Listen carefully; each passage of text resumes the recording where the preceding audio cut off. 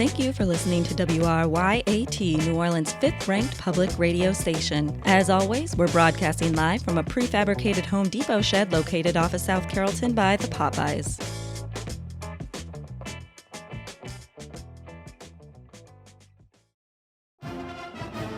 Hello, everybody. This is Dorm Talk with Tedward and... I'm going to go. With Steve, man. And this is a very special edition of our show, dude. Yeah, that's right, man. I mean, we're coming to you live. We just finished our first semester of college, man. It's freaking crazy. That's right, dude. Woo woo. Yeah, what up?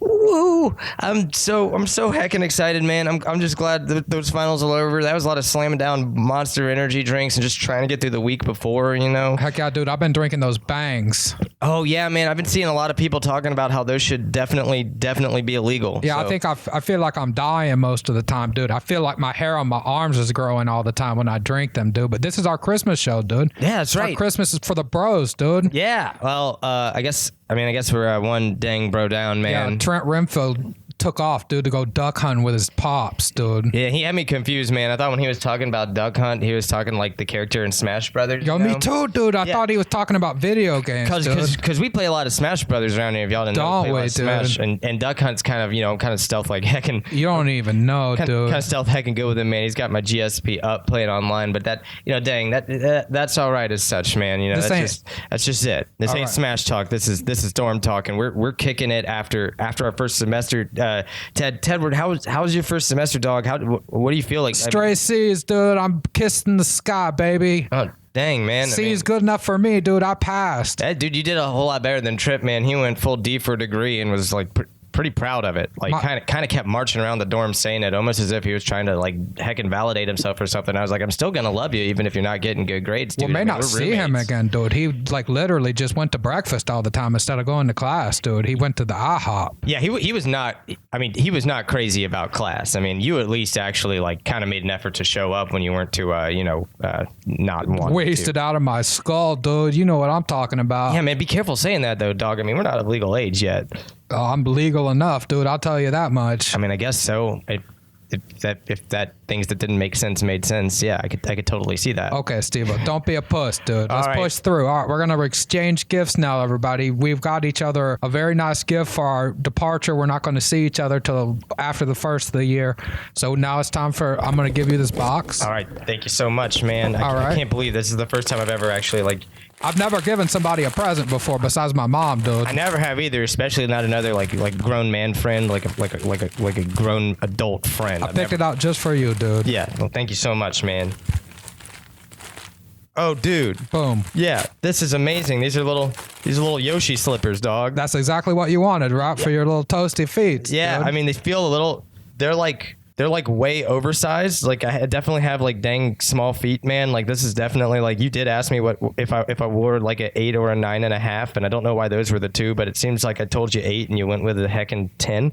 But room to grow into, my friend. No, man, it's such a dang nice gesture that I'm just gonna wear them right now and kick back. I almost tripped and fell over the microphone with them on. Thank you, Tedward. That's freaking heckin' cool, man. Here's my gift for you, dude. All right, I'm opening it up, dude. Oh my god, dude, you got me the big box of Slim Jims I wanted, dude. Dog, I know how much you ran out of. You were talking about running out of Slim Jims, around midterms, man. And I knew that was really tough for you because you were too drunk to go down to the store, and I mentally registered. I've never had this many before, dude. Yeah. This means something to me a lot. Oh man, but dude, Tedward, you go crazy with them, man. Use them to make your famous Slim Jim gumbo you've been talking about, and I know it'll be good. I know it will be good, dog. Yeah, dude, I'm gonna make my gumbo just for you, Steve. I love. You touched my heart tonight, buddy. I love that. I like you, Tedward. It's okay, good. It's dude. good. Is someone knocking? Oh yeah, dude. Steven? Wendy. Hey, yeah. Steven. Hey, I'm gonna go ahead and get the door real quick. Hello. Hi.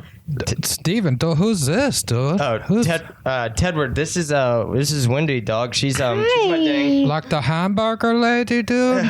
More like my girlfriend, lady, dog. She's like we met in we met in bio, but we really have chemistry, you know. Oh, Steven. Steven, you don't even leave the house, dude. How you get a girlfriend, dude? Oh, well, dog, I just go to class a lot. I mean, I do leave to go to class, and that's when we met. We started to compare notes, you know. So we got in study groups. He had to borrow some of my notes. Well, Steven, this pisses me off, dude. It's supposed to be for the boy. This is Christmas for the bros, dude. Oh, but dog, I mean, Wendy's like the first girlfriend I've ever heckin' had, man. I didn't think you would mind. I mean, she has every right to be here. It's cool, Steve. It's cool, though. Check it out. Check it out. Hold on. Can she leave, dude?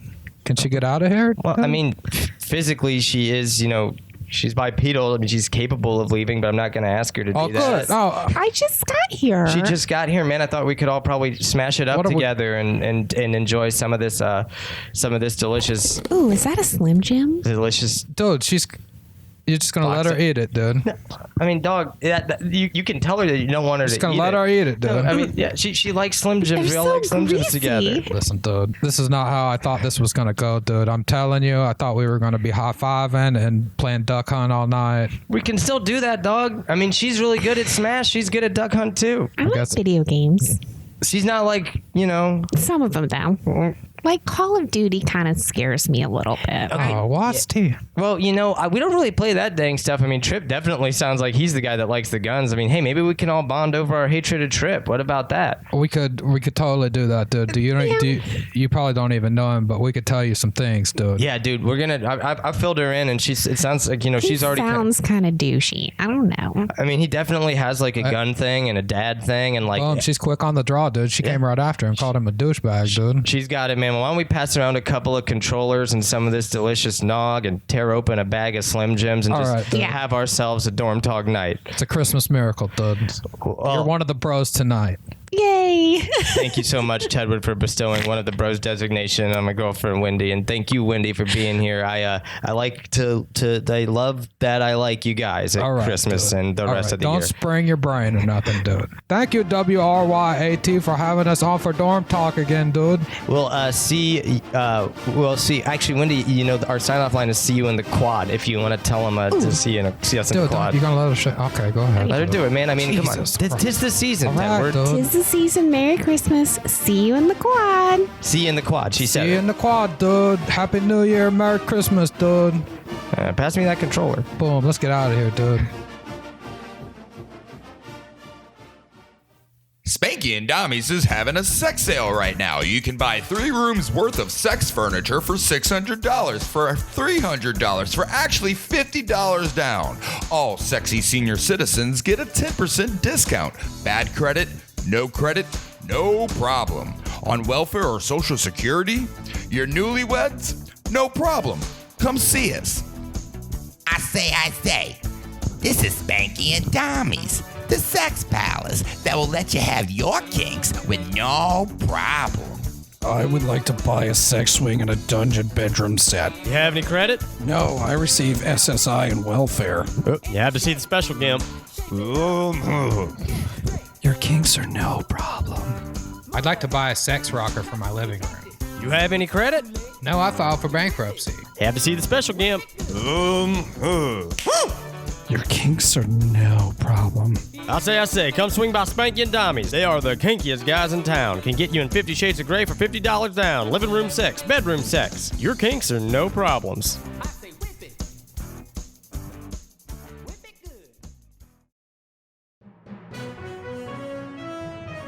Good evening, and welcome to the WRYAT information segment, Some News. On Saturday in the French Quarter, a dispute over the Bayou Classic college football game resulted in 8 gunshot wounds. In unrelated news, ICE deported a crucial witness for the Hard Rock Hotel collapse, and it resulted in 1 million shrugs in the New Orleans metropolitan area. Said one witness, quote, "It was horrible. I couldn't believe they found an illegal immigrant on a construction site where the developer was cutting corners. Thank God justice has prevailed," end quote. City officials were reached for comment on whether or not they thought this would affect the prosecution of the site's developer, but all of them said they were too busy trying to determine whether he was rich enough to have a position in next year's Rex Parade. Early discussions indicate he is not. On the brighter side of the news, according to the New Orleans City Park Public Relations Director, the Celebration in the Oaks Christmas Festival set up 1 million lights for the first time since before Hurricane Katrina. Not to be outdone, the director of the New Orleans Sewage and Water Board heard the news and promptly sent out its 1 millionth boil water advisory for 2019. Incoming events, now that medical marijuana is legal in Louisiana, Gambit Magazine is hosting an educational forum about cannabis. Topics are to include where to buy medical marijuana, Groupons for stoners, dankness on a budget, bong hygiene, and managing Dorito breath. The forum will take place on December 5th. It was supposed to be on April 20th, but the person in charge of bookings was really high. Some news is sponsored by the Mole People Heritage Foundation, a national endowment for subterranean cavern dwellers who shun the daylight and live off cave mold. The Mole People Heritage Foundation. We were underground before it was cool. And that was our news.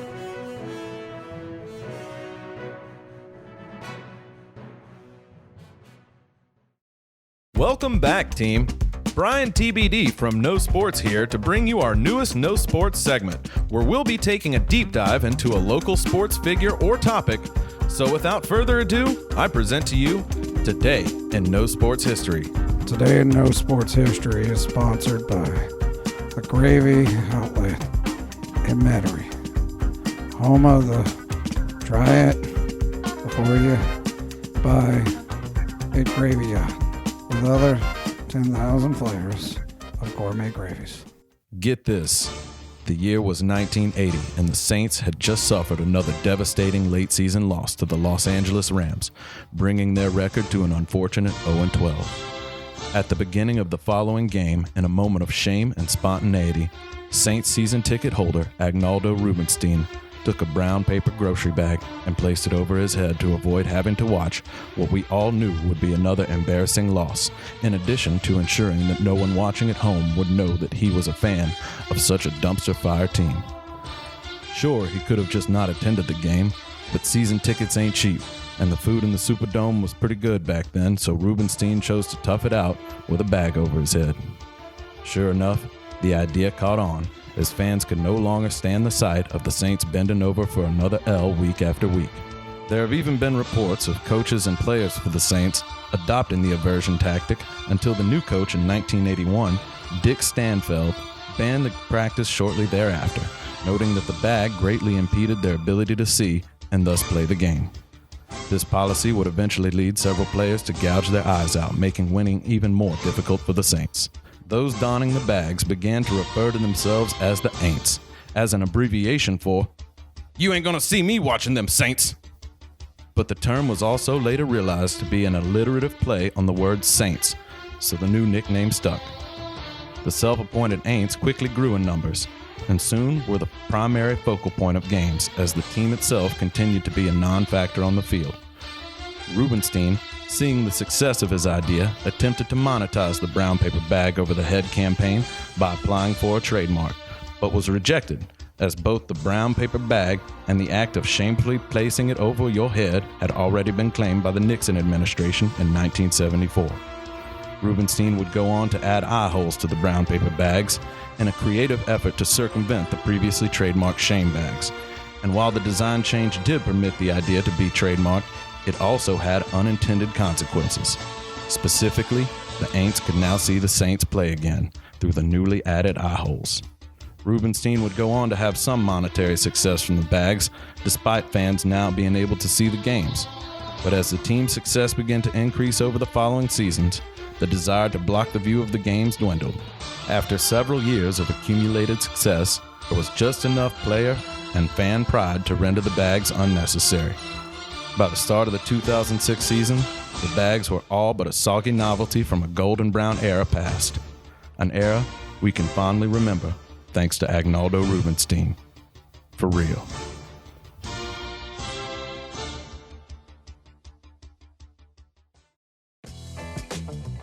You're listening to WRYAT, and this is Loop Guru with a music calendar for you. It's true. Here we go. I said, adult table service animal, and Cliff Bowling, 5 p.m. That's an early show at the Pit Stop Pete's Putt-Putt and Gasson Hall. Sell this cello. Secret Confectioners, Flames Drown, Hot Foot for Everyone. 5 p.m., The Minstrel Pox. I got to close my lab. Smoke ham if you got ham. Venomous, poisonous, what's the difference? 7 p.m., Two-Step Stairwell. Whew, good thing it's not a lot more than that. Goosh, Ghost Kerplunk, Disco Poodle, Stereotype of Personality. 9 p.m., Saints and Synthesizers. Gone Fishing, Cat Aids. Petty Sex on Booty Patrol. Taylor of Two Biddies. 11 p.m., Gone Madigans. All right, if I had to pick out of all the ones that I would like to go see, I'm definitely going to check out the Two-Step Stairwell, because that's new to me, and it could be new to you. I heard it's free. That's a FREE. See you later.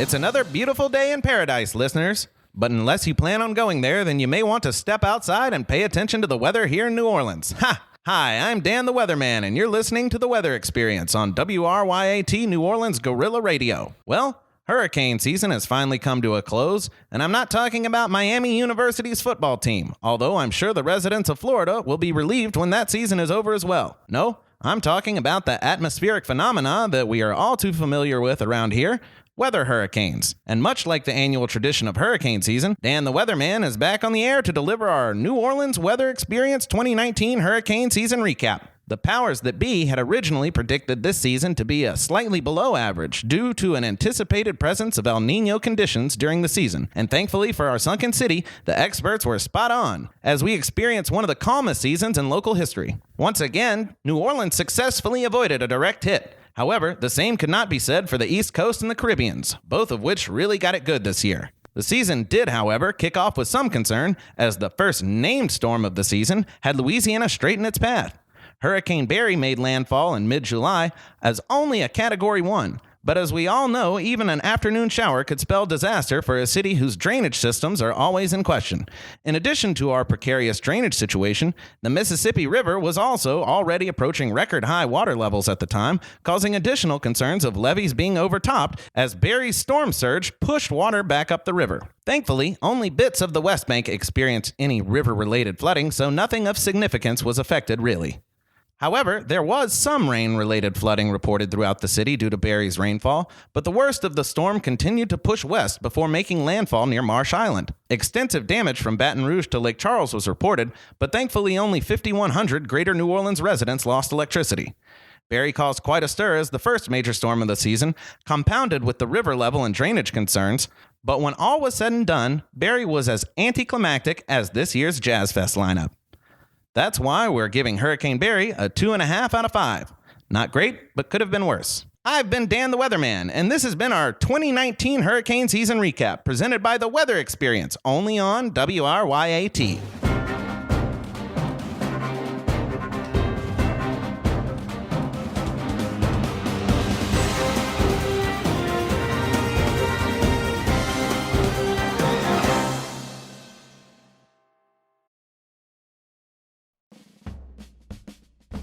And now for an entry in our ongoing obituary series, He Ain't Dere No More.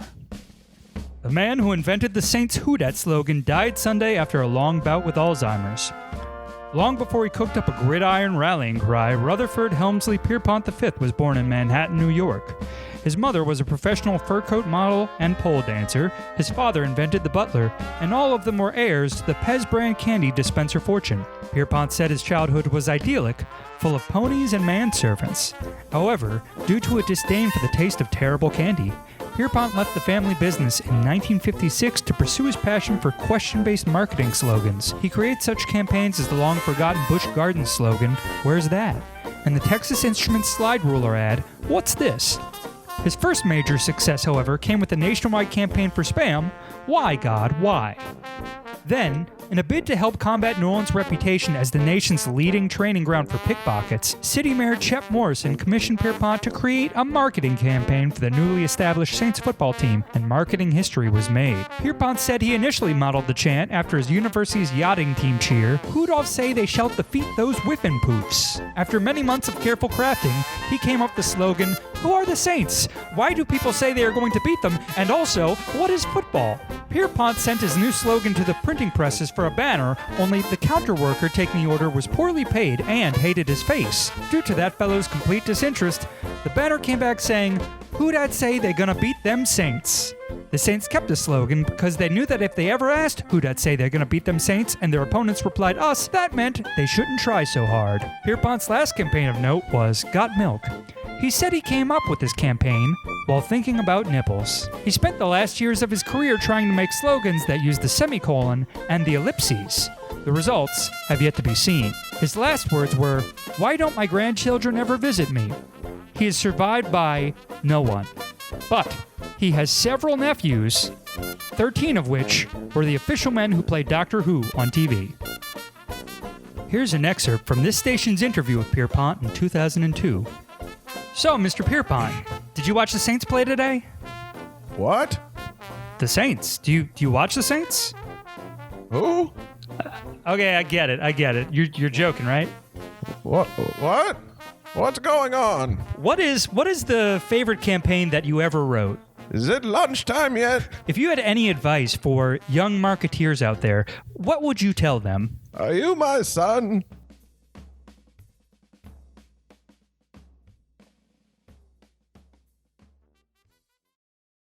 Greetings, folks. Say, are you trying to think of something for your family to do this holiday season? Are you tired of regular boring lights? Of passionless displays in ordinary neighborhoods?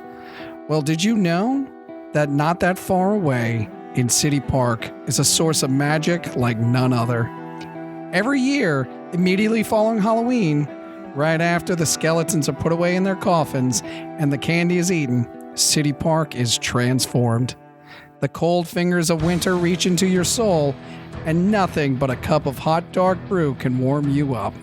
People gather to chant songs under the gnarly oak trees that praise the large man in red that we all associate with this time of year.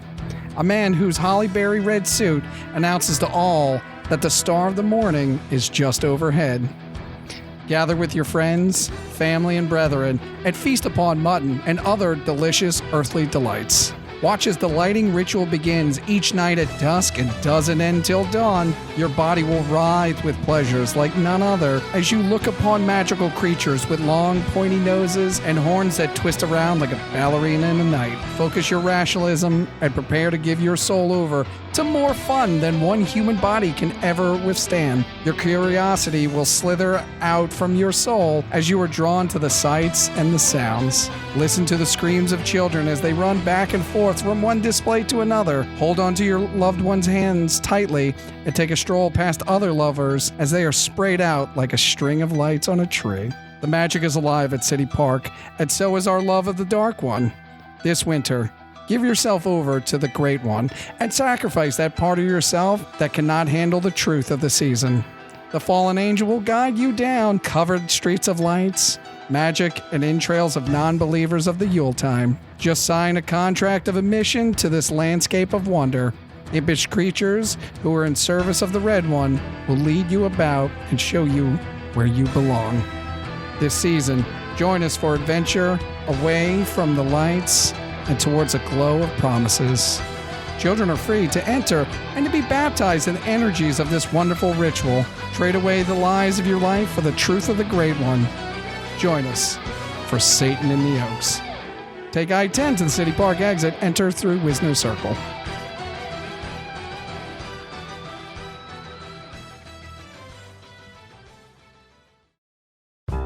Hey, boat heads, this is Donnie Damico. This is Ronnie D'Amico. And we're here to tell you that we can answer your burning boat questions. Yeah, so if you have a question that's in your brain bucket and you want to tell us, guess what? We have a phone number. That's right, the Boat Talk hotline is live, and that phone number is 504-233-9337. What's that again, Donnie? Well, Ronnie, that's 504-233-9337. That is the Boat Talk hotline. You just call and leave your name and a boat question. Hey, pal, hold on. I'm writing it down. One more time. That's 504-233-9337. You got it yet? I mean, it is important. You said 338 or 337? 7. It's the one before 8. It's an easy way to remember the numbers that it kind of rhymes with Boat Talk. And that was another episode of WRYAT Radio. Join us next week when we have the Crescent City Ruddle Club Mall Hunt. Hi, I'm Pete. And I'm Ken. And we are the Crescent City Roodle Club. It's the holiday season, fellow hunters. Nothing gets us more excited here at CCR Club than our annual excursions for holiday shoppers down at the Lakeside Mall. I couldn't agree more. Now, as Ken just said, this episode we'll be making our annual pilgrimage to one of our favorite and most consistent hunting grounds, the Lakeside Mall. And Panhandled, New Orleans financial advice show with Wimpy the Wise, the Crescent City's top hustler. Good day to you all, fair listeners. My name is Wimpy the Wise, New Orleans' #1 hustler, and today I'll be sharing some of my tips and tricks to help you up your street hustle game. Thank you for listening to WRYAT and some live local talking. This is WRYAT New Orleans Guerrilla Radio. Thanks for listening, and we'll see you next time.